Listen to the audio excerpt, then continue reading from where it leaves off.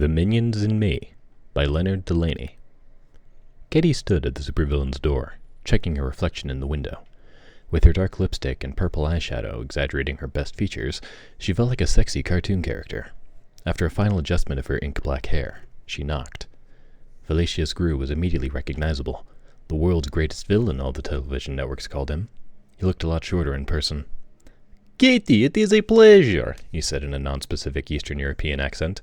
"I could not resist when your lovely profile repeatedly came up in my Tinder application." "And how could I resist to swipe right on the world's greatest villain?" said Katie. Grew's pale cheeks turned pink. From between them stuck a long, pointed nose. His beady eyes were topped with bushy eyebrows, which were the only hairs on an ovoid head that looked like it had been stomped on. His stick legs angled up to a lumpy torso, like somebody had filled a black sock with cottage cheese and then swung it around until it bunched on one end. Not exactly a dad bod on this one. "You do flatter me," said Grew as he led her inside. They entered a luxurious dining room lined with mounted heads of extinct animals. An expensive-looking meal waited on the table. "I thought we could eat before, getting down to business," said Grew. "Oh, Mr. Grew, a real date. You're so old-fashioned." They made small talk as Katie picked at her meal. Honestly, this supervillain was super disappointing. He droned on about his cold mother and troubled childhood and precious feelings. Yawn. I hear you stole the Golden Gate Bridge," she said, interrupting him in hopes of drifting to something fun. Something brushed her leg underneath the table. "Yes, I was driving across and thought, light bulb. I can use my bubble cannon to encase the bridge in a giant sphere, then float it to my secret lair. A real shame that everyone on it slowly suffocated to death." Something rubbery caressed Katie's ankle. Did he have a cat? Stifled giggling floated from under the table. She gasped when she looked down and spotted an eye staring back at her from the darkness. Mistaking her gasp as a reaction to him, Grew continued, "Oh, come now, you know who I am. Women, they date me for money, but have no interest in accepting the real me, just like my mother." It took everything Katie had to keep herself from ducking under the table to see what was crawling around down there, having way more fun than she was. Instead, she flashed him an animated smile. "I know who you are. You can trust me." She reached across the table and patted his hand. His face relaxed, but turned to annoyance as his phone rang. He took the phone to the next room, but she could still hear every word.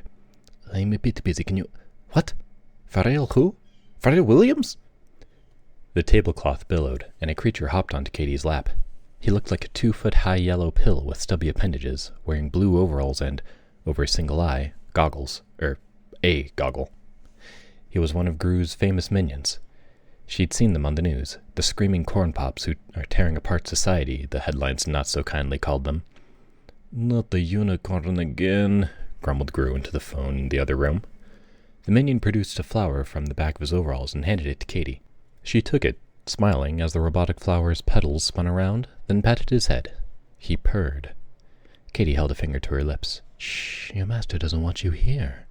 Grew hung up. Before he could return and catch the minion, she shoved him back under the table. So sorry," said Grew. "It's Pharrell Williams again. He's riding a unicorn that is so fluffy that those who look at it die immediately. Too much fluff, you see." "Mm-hmm," said Katie. Her skirt had ridden up, and she felt the minion's breath against her thighs. Grew's face twisted with jealousy. "Pharrell sings catchy songs to attract his crowds. He's wearing a giant hat, so people see the hat, and they say, 'Damn, that's a big hat.' By the time they notice the unicorn, it's too late. They're dead from fluff. It was perfect supervillain plot." "You're not going to let him upstage you," said Katie, trying to keep her composure, but she couldn't help guiding the minion towards her moistening love muffin. She could tell from the smacking of his lips that he wanted to get closer. "No, of course not. Sorry, but I must go defend my title." Katie feigned disappointment, which was difficult to pull off with the minion's floppy tongue exploring her pleasure taco. "Too bad," she said. "We were just getting started." Grew edged towards the door as Katie remained sitting. He grabbed a few gadgets and his striped scarf. Maybe you could stay here and wait, so we can continue our date later." "Oh!" shouted Katie as the minion hit her sweet spot. In truth, the date was horrible. This dude was a murderer and also hadn't asked her a single question about herself. But she wanted, no, needed, to stick around and find out more about these minions. Oh, yes. It sounds like a plan. Gru dashed away. Finally! She pulled back her chair to get a better look at the minion who was so skillfully eating her out. Babble! The minion said. Its goggle was smeared with her pulpy love juice. You think I taste like apples. How sweet of you. A grate in the ceiling flipped open, and 2 more minions tumbled into the room. These ones had 2 eyes, and one of them was short and squat, while the other was taller, like a yellow cocktail sausage. The tall one smacked the one-eyed one. Jort! Malo! He said. The pussy-eater, whose name was apparently Jort, fell over. He and the tall one got into a slap fight, rolling on the floor like a fucked-up yellow tumbleweed. When they were done, the 3 of them stood there with their dumb, gaping faces. So, she said, what's the deal with you guys? Blab, said Jort. A lab? Can you show me? Asked Katie. Their faces lit up. They got behind her and pushed her towards one of the room's many doors. The feeling of their 6 little gloved hands shoving up at her butt tickled her in a strange way. She was ushered into an elevator, which took them into an expansive underground laboratory. Dozens of the minions worked at various tables full of sizzling beakers and dismantled electronics. Sparks and explosions lit the air, and it smelled like greasy ozone. Aerial drones whizzed overhead. They continued pushing her on until they reached a featureless yellow surface in one corner of the room. Kitty bit her lip. Look, guys, this lab is cool and all, but I'll level with you. I was all horned up for a Tinder date, and your boss is kinda lame. You gonna show me your dicks, or what? The 3 of them laughed. The tall one punched the short one in the face and said, Norge! Butt! Norge held up a panel with a single red button. He giggled maniacally. Butt! He shouted, then pressed it. A panel in the floor opened up as a heart-shaped bed popped out of it. The lights dimmed and a disco ball started turning. Alcoves opened in the walls, each full of phallic gadgets. Whoa, you guys are way ahead of me. You have your own sex dungeon. Rad. The minions giggled. Jort pointed at the back of Katie's skirt. But, he said. You want me to go first? Oh, you horny little fuckers, said Katie. She slipped her panties off, then crawled onto the bed. The minions fell silent as they stared at her with their vacant eyes. She raised her ass in the air, then flipped up the back of her skirt, giving them a peek at her glistening pussy and bare ass. The minions burst out in laughter again. But, they all said in unison, which made them laugh harder. It was infectious. Kitty flipped over and caught her breath after a fit of giggles. Get over here, you fucking idiots. They obediently hopped onto the bed. I've seen what your mouths can do. Now get to work, minions. Their tongues flopped out and explored her body. They were spongy and warm, like soggy little paint rollers. Jort slapped his tongue against her neck, while Norge jabbed at her sopping pussy. The tall one started at her belly button, then snail-trailed his way up her body, slipping her blouse off as he did so.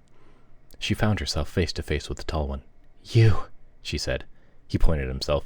Pim! Okay, Pim. I want you to take my bra off and... Before she finished speaking, he reached around and snapped off her bra, which he put over his goggles as he laughed stupidly. Listen, Pim, I need you to show me your dick. From the moment she first saw a minion, she'd wondered what their dicks looked like. Did they even have any? The sex dungeon seemed to say yes, but she needed to see it for herself. Pim stood on the bed. He wiggled his lips and did a little dance, then slipped his overalls over what passed for shoulders. That answered another question Katie had. Minions did not have nipples. She moaned as, down below, Norge skillfully tinkered with her pleasure gadget. Overcome with lust, she clawed at Pim, knocking him over and pulling his overalls off completely. At first, she wasn't quite sure what she was looking at. Between Pim's stubby legs, there was certainly something. A protrusion that bulged as she stared at it, but its tip was a black nub and seams ran along its sides. Pim rolled his eyes, pointed at the protrusion. Banana! He said. Katie raised her eyebrows. Huh? Banana! A light bulb went off. Oh, so that's why you're always going on about bananas. You want me to unpeel you. She grabbed the black nub and pulled. The bulge split apart at the tip. She gradually pulled back the flaps of skin, unpeeling the minion's dick just like a banana. Ah, yes, there it was. It looked just like the tip of a cut human dick. The resemblance stopped there as she unpeeled further. She kept expecting to peel past the yellow head and find smooth ridge between the head and shaft, but as she got further and further down, there was no shaft to be found. Like the minions' bodies, their dicks were all head. Oh, wow, moaned Katie, partially at the weird minion schlong and partially at Norge's skillful clam-lapping. She shuddered with a mini-orgasm, but it wasn't enough to satisfy her. "Blowjo!" said Pim, leaning back and shoving his hips at her. His penis swelled so big that it was longer than his legs.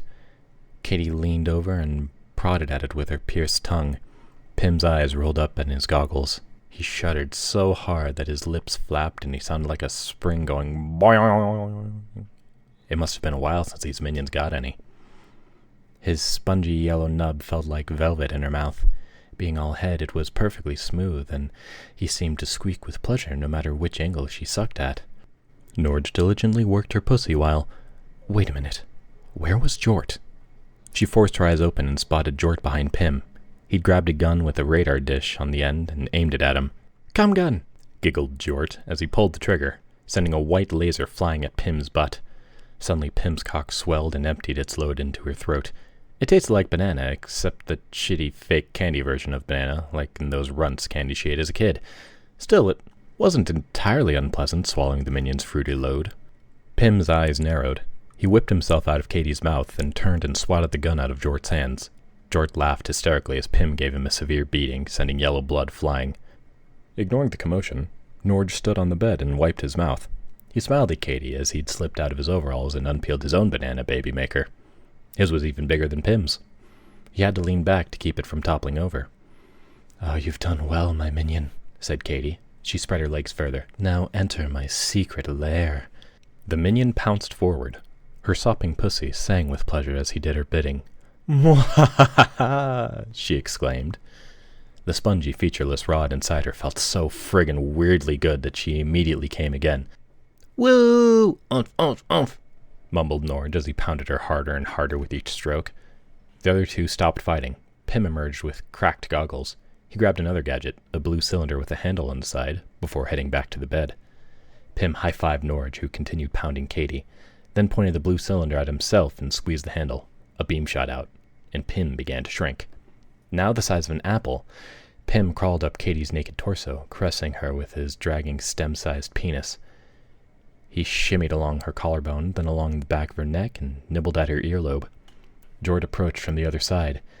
He had what looked like a glowing blue hairdryer in one hand. Shrunken Pim did a lap around her ear canal with his tongue, getting it nice and wet, then stood and shoved his snack-sized wiener into the side of her head. She almost pulled away, but realized that it just felt like sticking a Q-tip in her ear after a long day. Relief. Jort pointed the hairdryer at her breast. Instead of heat, frost squeezed at her pinkish girly mounds. An ex had tried rubbing ice cubes on her skin, but this felt much, much more intense. Jort jacked himself off as he watched the freeze ray harden her nipples into little icicles. He'd already spooged, but while the ice on her tits melted, she found another way to pleasure the minion. She reached around and spread his butt cheeks to finger his squeaky little asshole. Katie closed her eyes and let the pleasure wash over her. The high-pitched squeals and giggles of the minions were music to her ears, and feeling their moist little fingers and sticky yellow dicks all over her body was something straight out of every woman's fantasies. More tiny appendages joined the fun, poking, flicking, and caressing her in all the right places. She felt like a stock car pulling over and having 10 men give her the perfect tune-up. The minions weren't very good at anything else, but damn could they fuck. One of them pulled out and furiously tugged at himself, eyes bulging, tongue lolling. The others followed suit. One by one, they blew their loads onto her. The air filled with the smell of candy, and she was splashed with the liquid pleasure from head to toe. Katie arched her back, squirting and seething with the power of 1,000 tiny orgasms. "Wow," she said. "That shit was bananas." The bed looked like a bucket of lemon meringue had been slopped on it. She leaned against a pillow. Minions collapsed around her. Some of them fell asleep and began snoring. Others nuzzled against her. Jort rested against her chest, looking up at her lovingly with his bulging, vacant eye. A lucky feeling filled Katie's heart as she looked over the minions. In their blank stares, she saw a promise that they would protect and accept her no matter what she did. In their featureless skin, she saw endless possibility. In their nonsense words and expressive yet wit-free faces, she felt she could say anything to them. She saw nothing. She saw herself.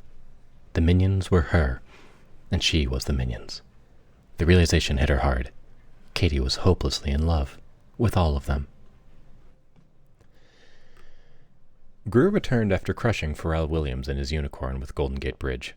The mansion was strangely quiet. Pim, he called out. Jort? Norge? Colton? Lance? Mr. Poon? Burpo? None of his minions came to greet him. Panic set in as he entered the secret laboratory. Only a few of the shittiest minions remained. What happened? He demanded, but the imbeciles just farted and laughed. He checked his security drone footage. Just a few minutes ago, Katie had marched out of the front door with most of his minions. Motherfucker! He shouted. He rewound further. She'd fucked them. He never should have let them build that sex dungeon. Maybe this was all his fault. He had been so selfish during the date. There he was on the rapidly rewinding video, blabbing on. He always did this. He found some DTF woman on Tinder, but then he got nervous, said the wrong things, and drove her away. Was it any wonder that Katie ran straight into the crappy little arms of the minions? Something on the screen caught his eye. Zoom in hands, he said. The video zoomed in on Katie standing outside before knocking on the door. She took off an ID badge and jammed it in her pocket. Zooming further, he could read what it said. Katie Panopoulos, matching specialist, Tinder. Gru leaned in close, scanning the video. When Katie put down her purse, an item of clothing flopped out, but she quickly stuffed it back in. Zoom! Screamed Gru. It was a hat. A big, stupid hat. There was only one person who would have given her that big hat. Pharrell Williams. Gru's jaw dropped as the truth hit him. Katie had never intended to date him. She'd hacked Tinder so he would invite her over, then used a friendship with Pharrell Williams to make sure Gru would leave. That dirty villain. Fucking the minions was Katie's evil plan the whole time.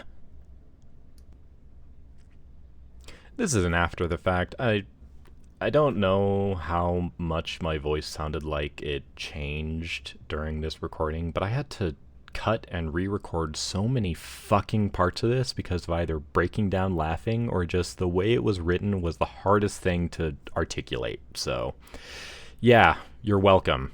Don't ask me to do this again.